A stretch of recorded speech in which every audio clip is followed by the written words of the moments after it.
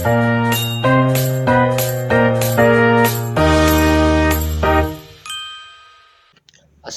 warahmatullahi wabarakatuh. Perkenalkan, saya Panji Putra. Di sini saya ingin membahas tentang materi komunikasi. Materi ini penting karena komunikasi digunakan dalam kehidupan sehari-hari. Oke, lanjut langsung saja kita pada pembahasan pertama. Yang pertama, pengertian komunis. Dalam bahasa Latin, komunikasi berasal dari kata komunis yang berarti sama. Maksudnya adalah dalam sebuah komunikasi ada kesamaan makna antara pengirim pesan dan penerima pesan. Jika pesan yang disampaikan dapat dipahami dengan maksud yang sama, komunikasi tersebut dapat dikatakan berhasil. Contohnya ketika guru menjelaskan dan murid-murid memahami materi tersebut. Selanjutnya ada hambatan. Hambatan ini terjadi karena gangguan alam, contohnya ya. Gangguan alam itu seperti ada hujan deras, badai, petir, atau listrik yang mati dapat mengganggu proses komunikasi seseorang. Akibatnya adalah pesan yang disampaikan tidak diterima secara utuh oleh penerimanya. Hambatan ini termasuk dalam hambatan komunikasi pada media atau saluran komunikasi. Contohnya saat pembelajaran daring, tiba-tiba listrik mati atau wifi mati sehingga komunikasi dapat terputus. Selanjutnya ada feedback inversional. Feedback inversional ini adalah umpan balik yang tidak disampaikan secara langsung, tetapi disimpulkan sendiri oleh komunikator tersebut.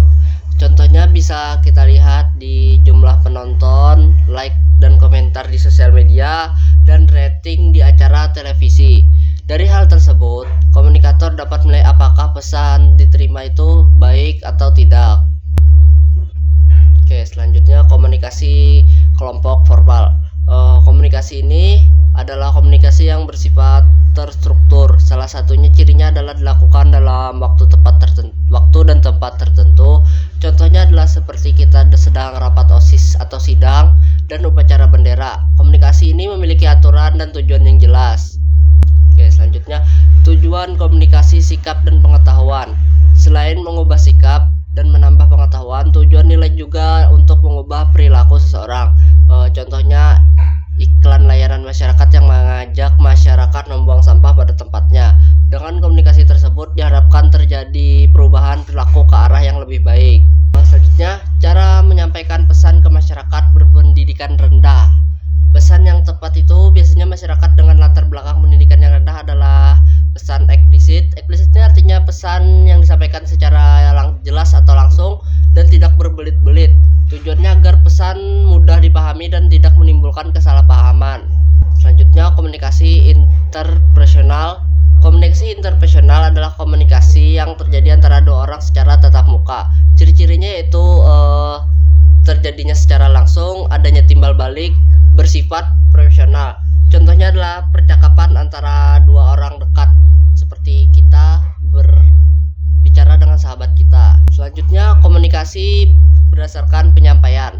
Komunikasi ini berdasarkan cara penyampaiannya. Jadi komunikasi dibedakan menjadi komunikasi lisan dan tertulis atau visual.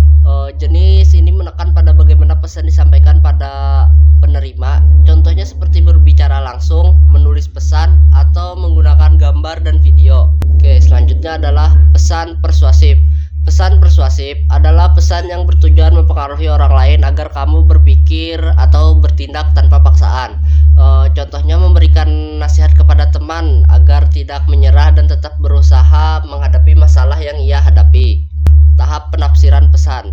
Tahap penafsiran pesan ini, pesan disebut juga dengan decoding.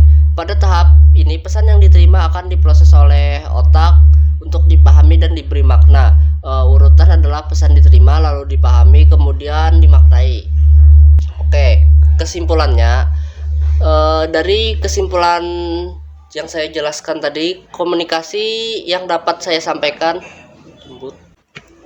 Demikian penjelasan materi komunikasi yang dapat saya sampaikan. Semoga video ini bermanfaat dan dapat membantu memahami pentingnya komunikasi dalam kehidupan sehari-hari. Terima kasih atas perhatiannya. Mohon maaf bila ada salah.